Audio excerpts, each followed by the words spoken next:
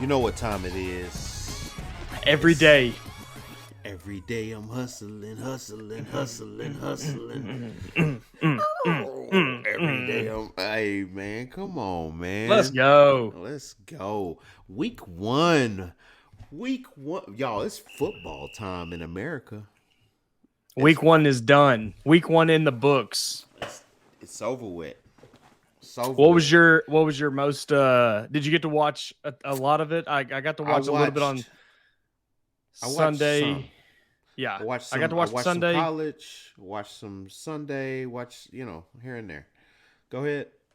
Yeah, I watched so I was able to get quite a few college games in. A little upset about the Razorback game. We'll talk about that here in a little bit, but Sunday got home from church, was able to watch a few games. That was exciting. Watched the Monday Night Football game. Watch Aaron Rodgers' first game back. A little disappointed fantasy wise. Not happy about it. Fantasy. You ready? You want to go ahead and get right into that? I mean, bro, we can hop straight in. Like, let's get into it. So last week we talked about fantasy sports. We talked about fantasy football, picking your team, strategizing, all kinds of things. Talk to me about what you did, Jason. How's your team? How does your team look right now? So my team's pretty solid. I have a really good team. I don't have a good bench. So when the bye weeks come around, I say I don't have a good bench. I've got some guys. Nobody on the bench showed up. So that could be first game jitters. Maybe they're just, whatever it is. But it was a good feeling to know that I played the right people, except for one position. That would be the running back position. So that's a crucial position. It is. You get two running backs. One of my running backs was James Conner. Had a pretty good game. Not just amazing, but a really good game. My other running back was Christian McCaffrey, and he seems like a guy who always has questionable beside his name. So when I saw questionable, it just was like, well, yeah, it's another week. He's questionable. He gets hit a lot. I mean, he's involved in basically every play on offense, whether he's catching it, running it, blocking. He's in every play. So I didn't sub him out. I mean, I had the first pick in our fantasy league, Tony. I took Christian McCaffrey. He's the number one draft pick on my team in the league. I took him. Get to Monday night, about an hour before the game, he's out. I know you're new to fantasy this year, so let me explain something to you. If you know a guy's going to be out, you can put somebody in off the bench, or you can drop a player, pick up somebody who's not on the team. You have options, right? The problem is when that guy is playing on the Monday Night Football game, that's the last game of the week. Once a guy has played, you cannot drop them.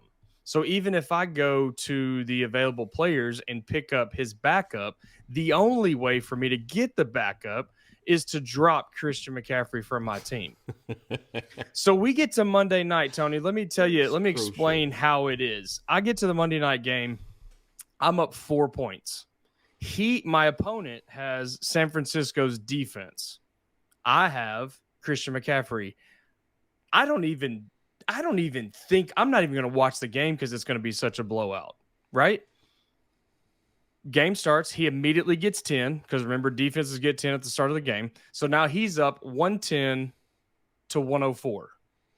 I'm thinking Aaron Rodgers throws a couple touchdown passes. They score. His defense only gets 4 or 5 points, and McCaffrey has a lackluster game. I'm fine. McCaffrey goes out. I'm still thinking if Aaron Rodgers does what Aaron Rodgers does, or if they just have a pretty good game, the defense won't score enough points, right? Well, by halftime, they had an interception, a fumble recovery. They had only allowed, I think, 7 points, maybe not even 7 points at that time. And his defense had like 13 points at that point. So they're going the wrong way for me. They end up scoring 13, right? Tyrod Taylor comes in. Aaron Rodgers is done. They go down the field. They end up scoring again. I'm like, oh, heck yeah. They missed an extra or a 2-point conversion, so that hurt. So ended up, I lost 107 to 104. Oh man, you didn't even scratch. No, You couldn't. no, I couldn't. So I had zero. Jordan Mason, who is the backup for Played out of his butt. played out of his mind. So, but they asked him at the end of the game. Oh, Did you hear it? Oh, Did you hear it? They said, when did you know you were going to play? He said Friday. And then this was funny. Did you hear him get asked about it in the post game? Like he wasn't supposed to say Friday is what I Obviously. what I gathered. No, he wasn't supposed to. And then they asked him again. He goes, "This is why I don't even like talking to the media." He said, "You say one thing wrong, and now everybody's wanting to be mad." And they asked Kyle Shanahan, and they were like, "Oh, so he found out Friday?" And he was like, "Absolutely not. He did not know until 4:15, just like everybody else, because there's like rules against it. You can't." Yeah. I don't know exactly how it works, but you're not allowed to just say, "Oh, a guy's going to be playing up until time," and then just switch him out. But yeah, when he said, I was watching the post game interview, and he goes, about Friday afternoon. And I thought, myself, like, then I was pissed to say that. I was pissed because I was like, well, hell, I could have swapped out McCaffrey if I'd have known that. Why don't you let the rest of the league know? I said, I don't think he was supposed to say that. Yeah, when he said that, I looked over at Casey, and she was like, what is it? What's wrong? And I'm like, I'm pretty sure you're going to see this in the news tomorrow. Yeah. I knew it was wrong. I knew it was like you were supposed to dodge that one. Yeah, you're supposed to, because you could tell while he was answering it too. I mean, he's new. He's new in the league, so he's just like, man, Friday afternoon. And I was like, he said, I was like, oh, hell no, he didn't know. He don't know. He don't know. He wasn't. She caught him off guard. He wasn't ready. He wasn't ready. She caught him off guard, bro, and that's what those reporters will do, bro. Like they will try to catch you off guard. Yeah, because she would never need to ask that question. And when did you find out? That would never come up again. No, but that was great reporting by. She did a great job at what she was doing. Oh yeah, and caught him off guard. Like I watched some football. I was really excited about Thursday's game. And opening football, it was the Chiefs and the Ravens. So I have an affinity for both of these teams. So I like the Chiefs, obviously. They're freaking a winning team. Yeah. And have you always liked them, or have you liked them recently? I told you I'm a player guy. I really think Mahomes is probably the greatest quarterback that we're going to see. He's on his way, Tony. Not yet. I think that he's going to be the one that we're going to like. He's going to do some really cool things. Yeah, like he's good. He's really good. But then my flag football team, my little league flag football team that I coach, my son's team, we are the Ravens. So we had the game on in here. We had some family over. We're watching. The game is on. Freaking amazing game. Amazing game. Came down to a toe. Like crazy amazing game. I loved it. I didn't. I saw something real left up about the toe. Somebody sent a picture of Dion's foot and said if it had been Dion, it would have been a touchdown. Bro, I was like, that's cold. I was like, oh, that's messed up. That is cold. Yeah, I was surprised at how many Ravens fans were upset. I mean, obviously upset that you lose, but how many of them were upset at the call when he was clearly out? I mean, and Lamar had already missed. Yeah, and he had missed 3 shots. I mean, he had missed 3 passes that he normally makes that could have, they could have had the touchdown. So you play this game in week 8 or 9, maybe it's really different. Good game though. Really likely is Ravens are formidable. Yeah, like they're formidable. Likely is going to be a problem. That dude, he can catch. that one could have gone either way. I caught a few games. I caught a little bit here and there. I've always been a Viking fan as well. Just like player guy, Jerry Rice, um, uh, um, Randy Moss, Randy Moss. Why did I say? Yeah, Jerry Rice was there too, but Randy Moss, Chris Carter. Yeah, Chris they had Carter. a. Like I love receivers, and that's who I tried to emulate whenever I was coming up, whenever I was playing in high school and stuff. And so I like those guys, and they played lights out, bro. They also played the Giants. I'm not 100% sure you couldn't step up and maybe throw the ball. I'm not. I'm just saying you may not know the offense, but you may be able to. You may be able to run the team as well as Daniel Jones. I could probably run that team for real. Yeah, I mean it'd be worth a shot.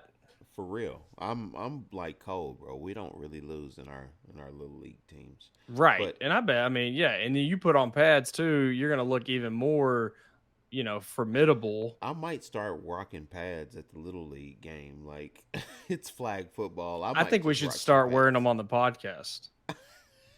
I saw this one dude, it was college. I can't remember what team he played for. They said, I've never seen a middle linebacker look more like a middle linebacker. And it was like he had the cowboy collar and he had the short shoulder pads. And it was like, he looks like Bobby Boucher. Like he looks like he's just ready he's going to hurt somebody today. It was the funniest thing. That's hilarious. So college football, bro. I mean, like, we're gonna bounce back and forth. I feel like there's a Yeah. lot of stuff that happened week one in football all around the USA. Like football is happening right now, and Oh, so yeah. it's freaking. I mean, it's on amazing. 4 nights a week. It's You amazing, bro. take away Tuesday, Wednesday. Well, then Friday they got some games, but they're not really getting. Those are like some kind of off-name teams. But I mean, you're only got 2 days where there's not some type of football on. Wednesday, bro, is the only day for me because I got football. We had football. I got football on Tuesdays practice for my team. So We talking it's about like, practice. We talking about practice. We talking about practice. I mean, yeah, but let's start off with your Sooners. Let's talk about. Let's get that one. We got to go to Arkansas too, so that'll be rough. But let's start off with your buddy. boys first. I don't freaking know what. I don't know what we got going on. It's kind of crazy, bro. I mean, you had a team who I don't know what the spread was in the game. Let me see if I can even look it up. But it was definitely not supposed to be a 4-point game. I know that. No, it wasn't. And Jackson just didn't. Jackson Arnold, he just didn't really he didn't really put on a show like I was hoping that he would, to be honest. I feel like we may have a chance. I mean, maybe so. I don't know. Our defense stood up. It was they stood up, but it was. I'll tell you this. It was rough. If, it was a rough when game. y'all play Texas, y'all might get beat by 30. We always show up for Texas, bro. So just know that, like, we always show up for Texas. Always. You better be glad you ain't running into them Razorbacks this year, because this would be a year where it'd be like, y'all may be number 15, and all of a sudden we beat y'all. Well, see, about that, we always show up for OSU, too. We did for like 3 quarters. I was appalled. So, I'm at work during the Razorback game. I was selling a car. Selling a Yukon. Had the Razorback game on my second screen. We're watching it. Excited. Good time. I'm in Arkansas. Like, yeah, we're gonna watch this Razorback game. I go to the desk. I come back and I'm like, what just happened? What just happened, bro? There's a lot of things, Tony. I think special teams. So we had 2 missed field goals. We had a muff punt. That one hurt. That with the time of the game when that one hurt. I believe we had a kickoff out of bounds. I think we got. I will say this. It was not going to be a good year, anyways. Like everybody kind of already knew that. I was very pleasantly surprised at the talent. I'm not saying we're going to win any more games than we were going to win originally or that we were going to do, but I feel so much better about the team after watching that game than I did beforehand. We actually have some athletes. We have some people who can make some noise. And the difference between Arkansas, it feels like always, is we can never close the game. We can be in it with anybody, and they always pull it out in the end. I mean, you thought we made a 45-yard field goal to go to overtime, then missed a field goal, and they missed a field goal, and we can't ever pull it off at the end. And so that was one of the most Razorback games I've ever watched. It was crazy, bro. To Hog's gonna hog, Hogs are That's gonna I heard hog. that so many times. Speaking of prime, what do you think of Colorado, man? Are they brought in all of those people, all of those kids, and I heard it explained the best to explain my feelings is the best I've got right here is Nebraska went out and hired a coach. Colorado went out and hired a celebrity. They brought him in to get clicks, to get some notoriety, to bring some flavor to the team, and to like bring some just no press is bad press. That's what Colorado did. I think that's true to an extent, but I think that I really do think that at some point it turns into an actual powerhouse if he stays long enough. If he stays long enough. But I don't think he'll ever be successful at a Power Five. Maybe not. Maybe not. He has too much stuff off the field that keeps his attention, whether it's fighting with reporters. And I'm not saying it's not warranted. I mean, the things he got upset with the CBS guy, I'm not saying it's not warranted, but it's always something. It's always extra stuff in the news, always extra getting into it with reporters, or him, saying that the players that were originally there when he showed up to Colorado weren't good enough to be there. It's always stuff like that. It doesn't seem like it's ever about let's go play, let's go win, let's go take care of business. And Oregon said it best, they're fighting for clicks, we're fighting for wins. Like it just seems like wherever he's at, it's a publicity stunt. And I think now that he's garnered that perception for college football, I don't know if it ever, unless he goes to a school that it's, like a big name school, like a Georgia, I mean, a SEC big school.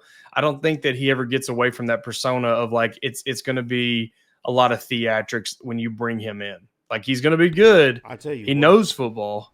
I'll tell you what, clicks, like a lot of times clicks don't equate to dollar signs. His clicks equated to dollar signs for Colorado, period. Yeah. So in that sense, more power to you. I think you're right. Like, there are some theatrics to come along with it, but I think that's part of the thing that made him the player that he was. And so he's trying to like transpose it and like transfer that into coaching and try to give that energy to a team.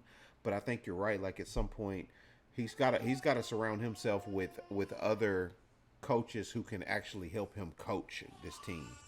And because he's bringing in talent, but I forget how many kids he brought in this summer, like 38 something, new players for this team, like almost revamped the whole program. Yeah, I mean, he got rid of a lot of kids that were there, or told a lot of kids that were already there when he got there that he wasn't gonna. Yeah, they weren't gonna play, or they weren't gonna be in it. So I don't know. It's one of those, like, it's who he was as a player. Definitely, I mean that's exactly who he was. It's a different time now. Like, it's a different. The kids are more like the kids he brought in. If they don't do well, they have no problem dropping him. Yeah, right. They're going to go where they can get more money. They're going to go where they can get more. It's not like, well, he brought me in and like I don't have anywhere else to go. I mean, kids are hitting that transfer portal like it's a drive-through window. I don't know how I feel about the transfer portal. I really didn't know how I felt about it, especially whenever.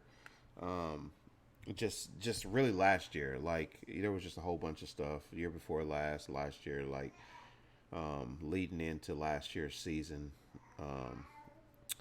it was just a lot of stuff going on. We lost a lot of players. OU did, and that just hurt. Uh, Lost a coach. Felt like to the transfer portal. Yeah. And that hurt. But that's how it's going to be. I mean, that's what sucks about it is it's no more. And I don't blame a lot of the players. I mean, if you're sitting behind a guy who's going to be playing for the next 2 years there, and you're going to be the backup, it's hard for me to say, well, you need to just sit there and you need to wait your turn. You need to. It's hard to be like that. But it's also these guys. I mean, Florida State's quarterback is the prime example. This is what his third, fourth team. It hasn't worked yet. I mean, and it's like as you just keep. Eventually, it's not the programs; it's the player. It makes it into a like professional because now we're making college football professional football. You know what I mean? Oh, I mean, it's exactly what it is. We're making college football professional football. One thing that I loved about college football is that there was something that they were striving to get to. Now, I love the idea of making sure that people are taken care of that are going out into these programs and putting their life on the line out here, especially it's a dangerous game. But at the same time, like we're turning it into professional football. Yeah, no, I completely agree. And at some point, it's like really going to turn into professional football as far as like the type of game that we're going to start seeing. Well, and that's why I hated to see. I mean, I was always against paying the players, and then I was like, I mean, they are the ones that are. It used to be. I know my dad was always felt the same way as I did about it originally. It was like, hey, you're getting an education here, and 90% of you are not going to the NFL. So if you're not going to the NFL, at least you're going to have an education that the school paid for. But then when you talk about the money that these schools are bringing in, it's crazy. It's like, all right, the players have got to get some too, which they do. They need it. But I think it's still the wild, wild west right now. I think there's still so much. It's whoever can pay the most. And, it's like, can you blame a kid for not going to a school who's going to pay you a couple million or go to a school who's not going to pay you that, but you got a chance of winning a national championship? Nah, you're going to go get the millions. I mean, you may not get that chance again. So it's got kids you're not chasing championships. You're just chasing dollars, which I don't blame them. I'm not saying definitely I would do anything different. I mean, if I had a chance to make a couple million, I'll go play at Albany. I mean, I'll go play, at any D2, I mean, wherever I want, but. Hey, what about Notre Dame, bro? I love it. Do you like that? I love it. I love it because they're not in a conference. So even if they went undefeated, the best they could do is a 5 seed. So now I personally think it doesn't even matter what happens the rest of the season. They're done. They're over. Like, even if they win out, I think it was Stephen A. said this is the worst, or no, it was Paul Feinbaum, which I don't really care for him a lot. But he said this is like one of the worst losses in Notre Dame's history. Like, this is a team who was like they wanted to go undefeated. They wanted to get that 5th seed, show everybody that they're, because they always get there and fall. They always get to the end and they fall. This is going to be their time to like shine. And they don't even get 2 games into the season and they lose to a team they were supposed to blow out. But I love it. I've always loved watching Notre Dame lose. I don't know. I think I like the prestige of it. Like, it's just different. It's weird because they're such a prestigious school who does win, who's like, they win stuff. And so to see an upset. No, they don't win. They don't win stuff. That's the funny thing. They win games. They win games. That's what I meant. Yeah, you're right. Yeah. That's what I meant. I meant by that. Like, yeah. They don't win. They don't get the awards. They don't get the trophies, but they definitely win games. And to see an upset this early, like I mean, are we about to see something weird for Notre Dame? Like, are we seeing the decline? And who knows? I mean, the way college football is now, they may come back next week and they may blow. Like you never can tell. Or this is going to be one of the losses that just like tanks the season for them. I mean, just like when Appalachian State beat Michigan that one year, and everybody's like, "Oh, it's the fall of the program." It's just you sometimes, especially now with the talent being diversified and being spread out over more schools, because people are getting money at different places. Now I think there is going to be some times where it's like any given Saturday, I was there's going to just be thinking that, like, that was one of my there's going to favorite be moments. because it's like that in basketball. Yeah. That's why I love college basketball, because you may have a Duke team who is number one, but you never know when you're going to have that team that, maybe shouldn't be there. They're supposed to get beat by double digits, and like they just play really well, and the other team plays really bad, and it's like, there you Yeah. go. Hey, let's go to some news though. Did you watch the video, bro? I watched it. You know what I'm talking about, right? I watched it. And Um, first off, just a funny note before we get serious. So we in our fantasy league set it up to hold on. where Hold on. you good? Okay, now go. So we set it up on our fantasy league that if you have a player on your team that gets arrested anytime throughout the season, so even if you're not in the playoffs at the end, if you have a guy who's on your roster and he gets arrested, you got to put $50 in a pot. And then that's a separate pot that goes to like a different competition that we're going to have for like the bottom four people. So the bottom four people who don't make the playoffs, there's a challenge that you have to do to win that pot. So we're not 4 days into the season and we've already got guys getting arrested. And so we've already had one guy have to put $50 into that pot. That's So tough. That's yeah. tough, man. That's So tough. and what we're going to do is the bottom four people, wherever we have the draft at next year, are going to dress up in orange jumpsuits, because the fund is for, anybody getting arrested. We're going to go whatever city we're in. We're going to go clean up on and off ramps, the four people, and whoever fills up the most bags of trash Gets the money. gets that pot. Yeah. Fill up the trash to get the cash. I like that. Yeah. That's a really cool. Um, have to like a really Yeah. cool like. And we were wondering, like, is anybody even going to get it? Losers challenge. Is it going to happen? And literally weren't even through the first week, and we already had somebody. So Crazy, man. So what do you think about this? So Tyreek Hill is driving in his Lamborghini, yep. headed to the football field, right? I don't know what either one of those things are like, football field or the Lamborghini, but I can only imagine. I'm probably going to be going fast. So I think that's all we can like either one of us can do in that sense. Like is imagine. The video that we see is first a silent video, cop bike, pulling up behind it, and then the audio comes on, and he's like, "Pull over," like he's upset. Um, and I see, whenever he pans back around, there's like six cop bikes and a cop car behind it. So I don't know if like how long people have been following him. I don't know what's been going on. All I saw was originally that one, but then whenever he pans and I see all of these cop bikes, like I really don't know what has led to this escalation of like. Well, and he's also, I think there's like 105 minutes of recorded, something like that. Like ESPN released like a 90-second clip, but there was like a total of like 105 minutes or something like that. Oh, is that right?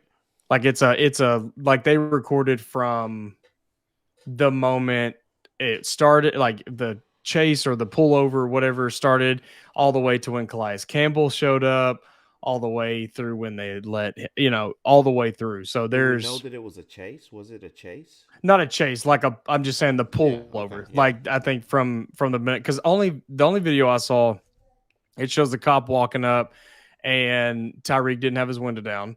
And so the guy, knocks on his window and Tyreek's like, "Don't knock on my window. Don't hit my window like that." And I don't know if there was any recording before that, or like if that was like the first. I mean, that seems like the first interaction.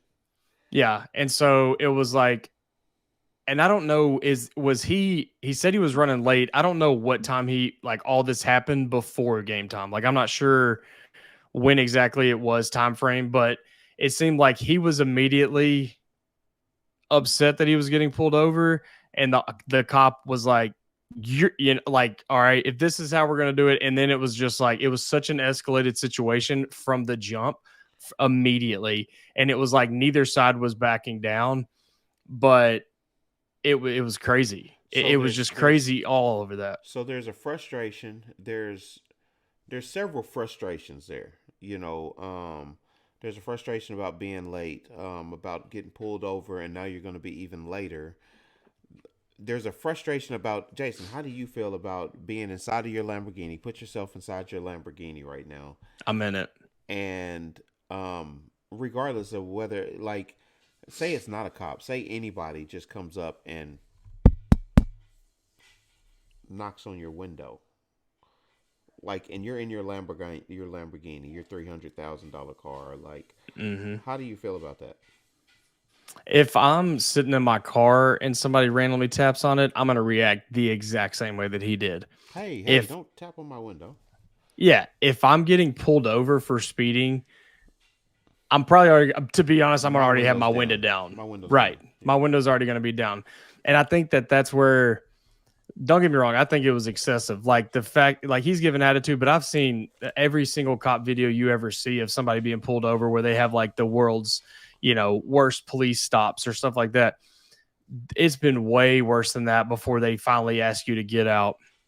I think if just assuming, I have no idea.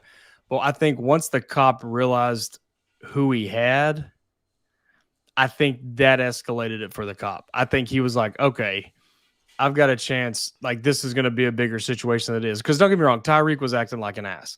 There's no reason to already be mad. And then once he tapped on it, y'all had that little altercation, and the guy's like, I'm trying to knock to tell you I'm here. And he rolls his window down. Well, then he rolls his window right back up. And I'm like, you know that you're already right, and you didn't have your seatbelt on, and you were speeding, so you know that you've already done two things that you weren't supposed to be doing. And so then he's like, if you don't roll it down, I'm going to have you get out. Well, by this point, I think the cop's like, maybe if he doesn't know who it is, he knows it's somebody, because if you're driving around a $300,000, which in Miami is probably more regular or more normal than you and I see. Certainly.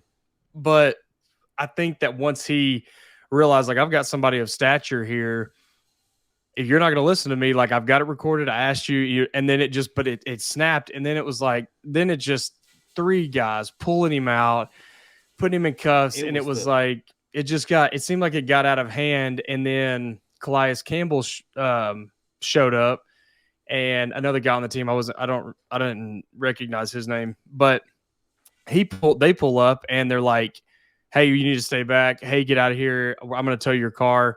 And it was like, Calais was like, well, I'm not leaving. Like, that's my friend. And I was like, you're not in that situation. Like, if you want to be there, that's fine. But the cop was like, move your car. He's like, I don't think I'm in the way. And he was like, tow my car then. That's fine. If you want to tow it, tow it.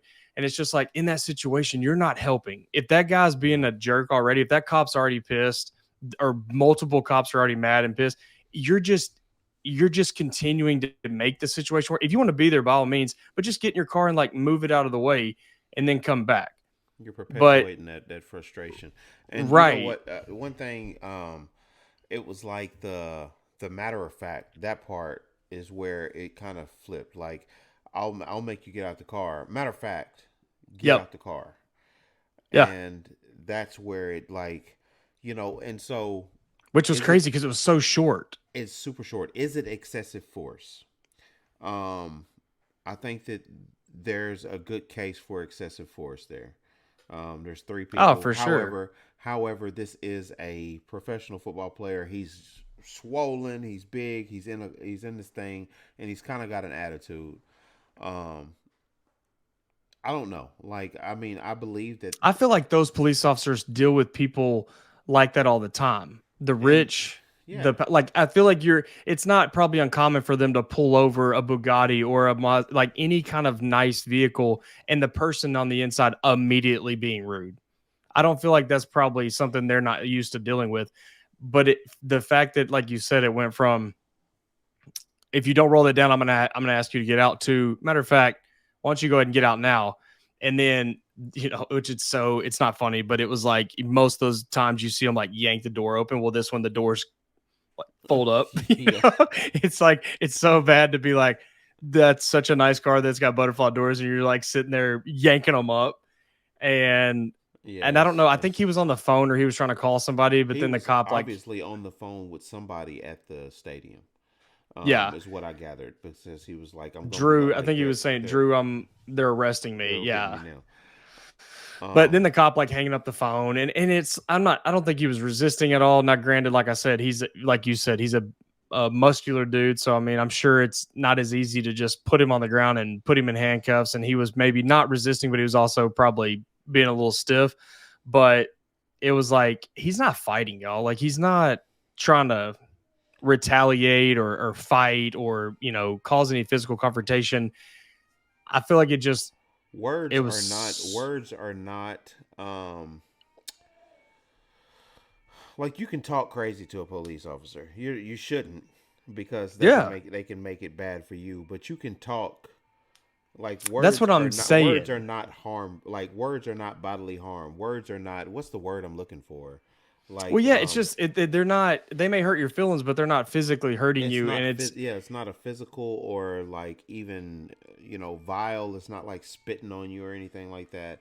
Um, it's just words, and so while it can frustrate somebody and then they can do what they can do within their their limitations to try to make yeah, stuff hard on you. And I think that's what we're looking at is like it's hard. Okay, well, I'll make it hard for you then. yeah. um That's exactly you what it can't tell was. me he doesn't know that that's Tyreek Hill. Yeah, um well, especially like if he's a Miami he's police there. officer. Yeah, Like he knows who it is.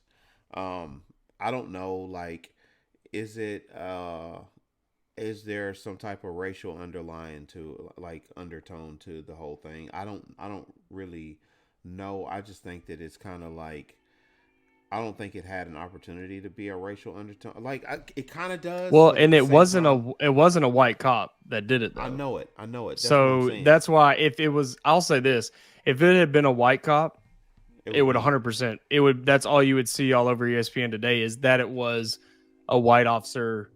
And so the fact that it wasn't, now I'm excited to see. Well, let's see how it plays out of like police excessive force, Tyreek having the added like now being an athlete, and let's see how it plays out when you. Even though the races are different, now that can't be the main one, the main category of what happened. Now let's see how it plays out and what repercussions are on either side yeah. of it. Yeah, I don't know. It's very interesting, man. It was. I tell you one thing. This is week one, bro. Yeah. Week Well, can one. you imagine being the cops and Calais Campbell walks up? Dude's I mean, I yeah, don't. because then you're sitting there going, I'm not throwing him down. You know what I mean? You're like, I mean, this guy's freaking huge. Like, Yeah. I'm not throwing him, but I don't know. It's crazy. And then he goes into the game. What's even crazier is he gets to the game, goes in, breaks it like 80-yard touchdown. I mean, it's just athlete's gonna athlete. I mean, it's Storyline. just, oh yeah, Storyline, bro. It's all yeah, about the narrative. I've talked about that so many times. Like, it's all about the narrative, yeah. and the narrative, like, it sells the whole story. Like, and then the press conference, like him saying, I've always respected the police. Oh yeah. Well, it's Tell your also story. that post game presser was a lot better than it could have been had the Dolphins lost. Oh, for sure. Oh, for That sure. conversation changes if it's they get beat by 7 or by 2 touchdowns, and then it's like, Tyreek, did your altercation today, did that have anything, and then Hey, a lot changes. what's the golfer that had the same like Scotty Scheffler. Scotty Scheffler, same Yeah. situation, bro. Oh yeah.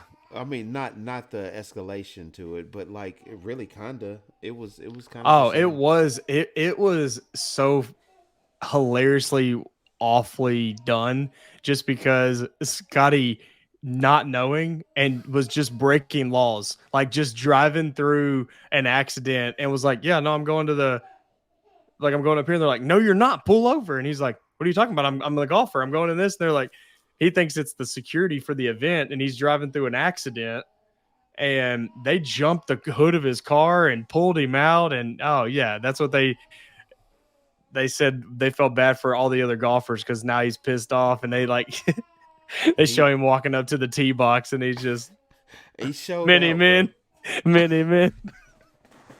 Which that was the funniest thing is when I started playing that when he walked up, I was like, oh yeah, he may win by like 10 strokes. I mean, he may go off here. So dang, man. But well, shoot, bro. Week one. Books, I'm telling you, it's only going up from here. I'm excited about this season, about football, period, college. High school football we're into that now. High school football, college football, the NFL, flag football, pads, all of it, cracking helmets, jumping Friday night lights, it's going down, baby. I love it. Yep. I love it, and I'm glad that we're able to talk about this stuff right here. I'm gonna pay a lot more attention this week, so that way we can have another good conversation next week. Yeah, we got good some good games coming up this week. So hopefully Arkansas rebounds. That's what I'm needing. I'm just needing a victory. We're actually going to the game, which is exciting. So we're gonna be able to take Cope to a game. So that'll be fun. It gets tough right here for Arkansas though, but after this week. Oh, is it after this week? Okay. Yeah, we got UAB this week, and then it gets tough. Then it starts. A&M, Tennessee, LSU, then it's Mississippi State. Good Lord! Mm-hmm. Oh man! Man! Oh Lord! Yeah. Mm-hmm. So. But bro. Gonna be rough. But hey, dude, awesome, man. Week 1 is in the books, and we'll see how week 2 goes. And my fantasy team, if I don't do better this week, I'm gonna freak out on our next podcast. You'll get it, bro. Just pay attention. If you know something. Now they're talking about McCaffrey's going to be out. Yeah, I'm going to talk to Mason and say, hey, bud, I'm going to call him on Friday and say, you heard anything today? If you know anything on Friday, make sure you make the move before Monday. Let's just say that. Exactly. Right so, on, man. Awesome, dude. Hey, shut the dang door, man. Yeah. See you, buddy.